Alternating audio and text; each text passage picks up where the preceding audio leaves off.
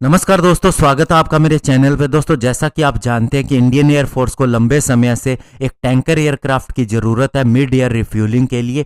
तो ऐसे में दोस्तों यूएस की कंपनी बोइंग ने अपना KC-46 टैंकर इंडियन एयरफोर्स को ऑफर किया है। और इसके लिए दोस्तों फाइनेंशियल एक्सप्रेस ऑनलाइन का एक एक्सक्लूसिव इंटरव्यू भी हुआ है बोइंग के इंटरनेशनल गवर्नमेंट और डिफेंस के वाइस प्रेसिडेंट टोबियोन जोग्रन के साथ में, और वे इंडियन एयरफोर्स के साथ में भी चर्चा पर हैं। तो आज इसी के ऊपर बात करेंगे। चलिए दोस्तों शुरू करते हैं। तो दोस्तों उन्होंने चर्चा के दौरान सबसे बड़ी बात यह कही है कि हम इसे लीज पर देने को भी तैयार हैं, और आपको पता है कि हमारे नए डिफेंस प्रोक्योरमेंट प्रोसीजर के अंदर यह प्रावधान ऐड किया गया है।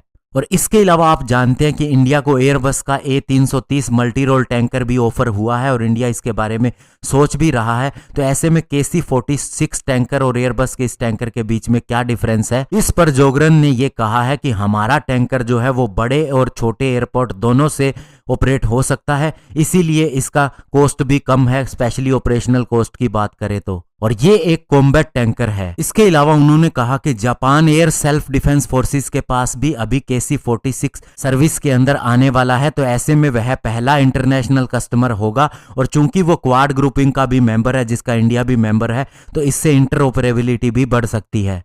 इसके अलावा उन्होंने कहा कि एयरबस MRTT की बात करें तो ये A330 पैसेंजर एयरक्राफ्ट का डेरिवेटिव है और ट्विन इंजन के साथ में आता है, जबकि KC-46 टैंकर की अगर बात करें तो ये कार्गो भी कैरी कर सकता है, पैसेंजर भी कैरी कर सकता है, ह्यूमैनिटेरियन रिलीफ एफर्ट में भी काम आ सकता है। और इसके पास में US air force, navy, marine corps, Japan air self defence forces का भी रिफ्यूलिंग सर्टिफिकेशन है। और दोस्तों आपको बता दें कि इंडियन एयरफोर्स को अभी जल्द से जल्द ऐसे 2 प्लेटफॉर्म की जरूरत है, और इसके लिए फाइनेंशियल कोट्स भेजने के लिए कहा गया था बोइंग को और यूरोपियन कंपनी एयरबस को इंडियन एयरफोर्स की तरफ से।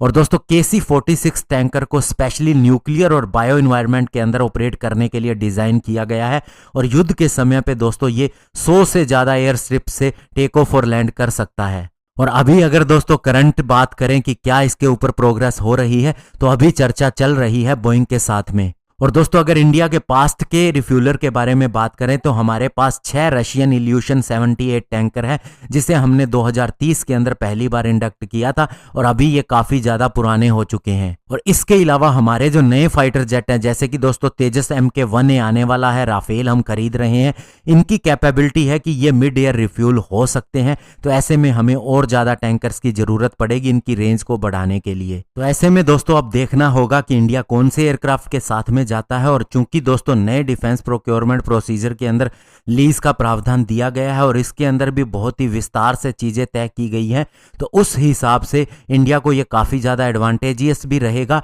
क्योंकि दोस्तों इससे हमारा समय भी बचेगा, पैसा भी बचेगा, और हमें एक्सपीरियंस भी हासिल हो जाएगा, और इंडियन एयरफोर्स की रिक्वायरमेंट भी पूरी हो जाएगी। धन्यवाद। जय हिंद।